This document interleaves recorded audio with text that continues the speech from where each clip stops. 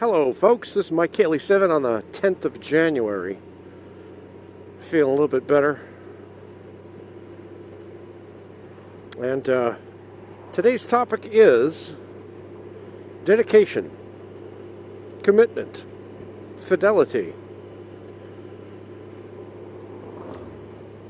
As you may or may not know, I'm sure most of you know this, I rode a Harley Davidson for years and years. I had a Road King and an Ultra Limited. So I was a Harley guy for a long time, and it was just because that bike suited me. It wasn't out of a particular loyalty. It's just I liked it. It suited me. I rode it.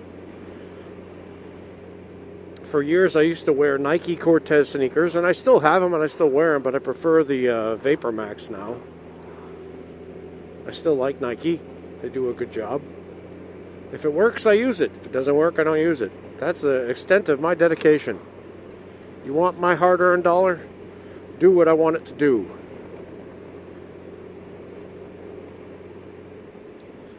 So, I know that there are people out there who are dyed-in-the-wool X whatever people.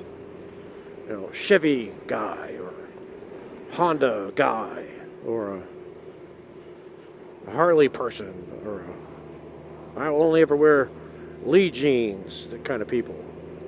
I only drink Coke, I never drink Pepsi, kind of thing. And I get it, but I'm not that kind of dedicated.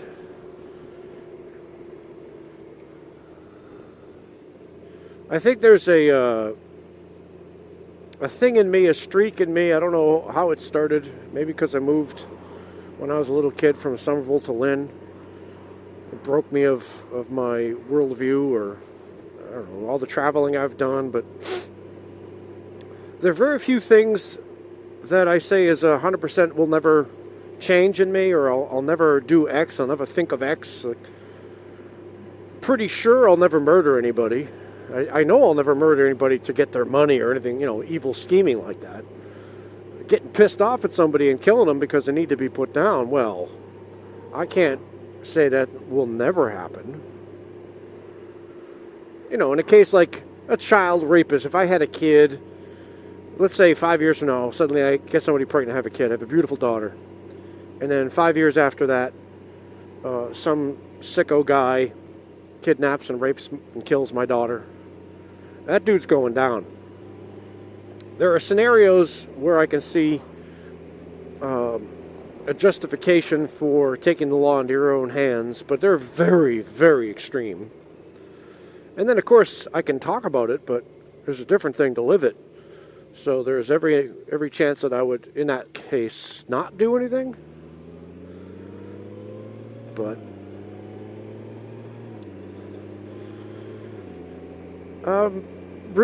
being religious. I was religious when I was a kid, then I wasn't, and I'm still not really that religious. I'm kind of,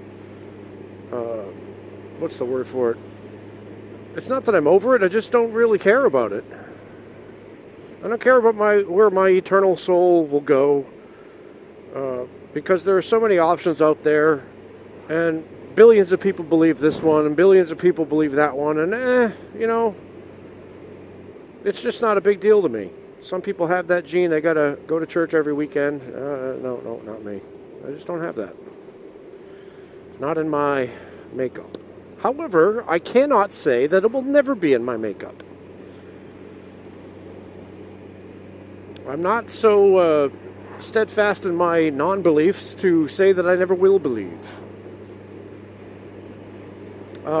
For years I said I would never buy an American car again, and I still stand by that. No American car really pleases me, but an American truck? Hell yeah. I could buy an American truck.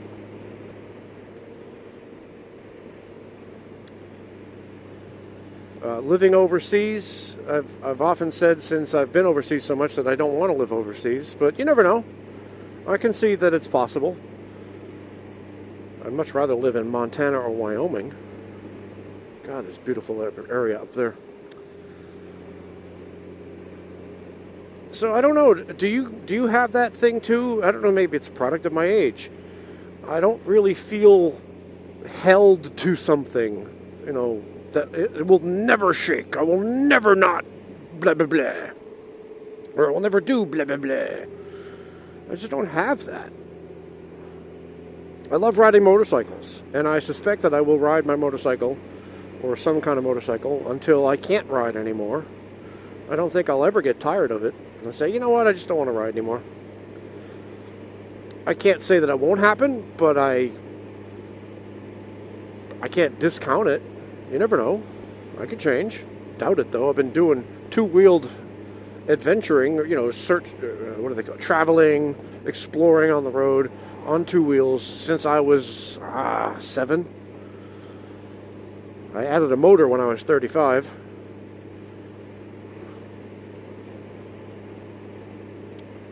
So whatever essentially makes me who I am, Mike Healy 7, Mike. I'm from Lynn, Massachusetts. Kinda. I'm from Somerville, too. I'm from Massachusetts. Yeah, but I haven't lived there in almost 30 years. I grew up poor, working class welfare. I'm proud of that. Well, yeah, but I don't live that way now. I think education is very important. Yes, I do, but I also think it's a scam.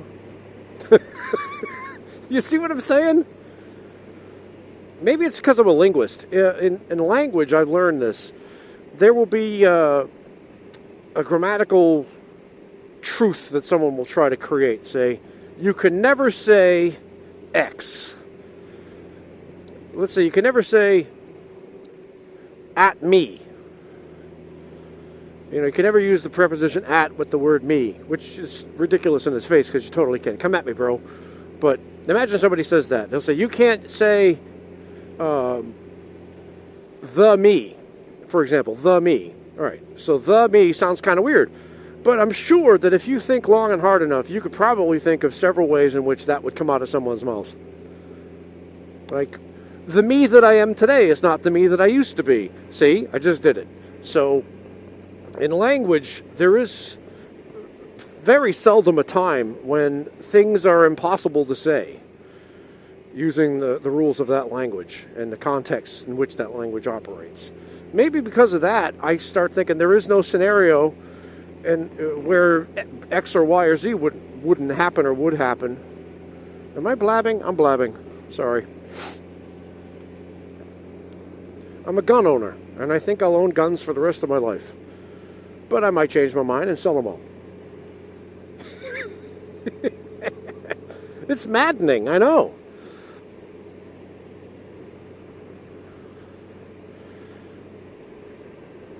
There is one thing I can say. The people that I love, I don't think I'll ever stop loving them. That's one thing that has always been, my family, I always love my family. And my friends, I always love my friends. And the women that I've loved in my life, there will always be a part in my heart for them. So yeah, that's not really something I anticipate changing. Unless I have a stroke and I forget who I am or something. That's another thing. What makes you you is this very delicate web inside your head of memory and chemicals and emotions and situations and stuff. So the you that you are today is not the you that you used to be.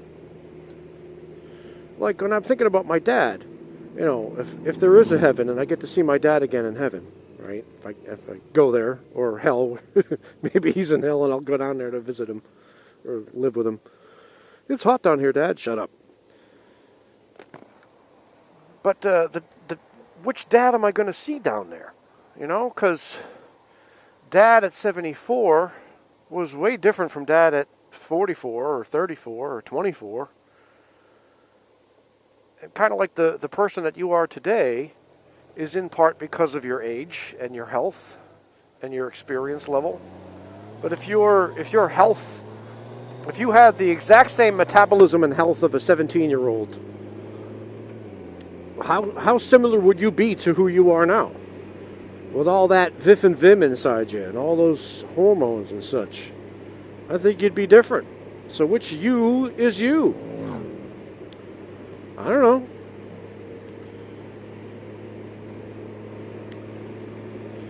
Myself, I think the for me, I'm hoping that the dad that I end up seeing in the afterlife, if there is one, and you never know.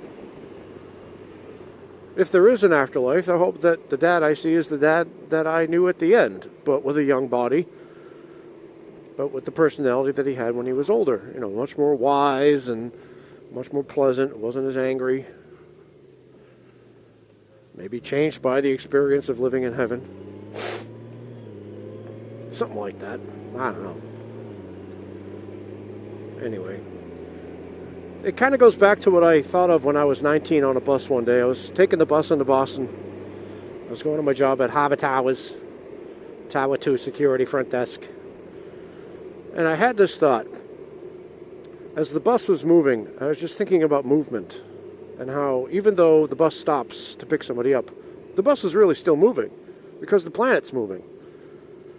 And the solar system is moving, and the galaxy is moving, and the universe is expanding. And so I thought, there are no absolutes.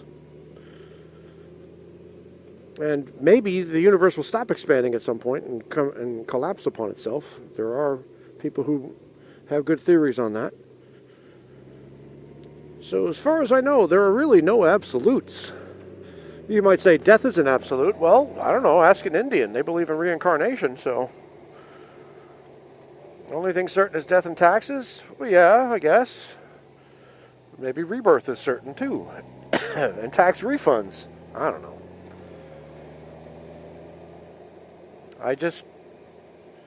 I believe in things, I hold on to things, but I don't hold on so tightly that I can't let go. That's my Kaylee 7 for you today. I'll talk to you later.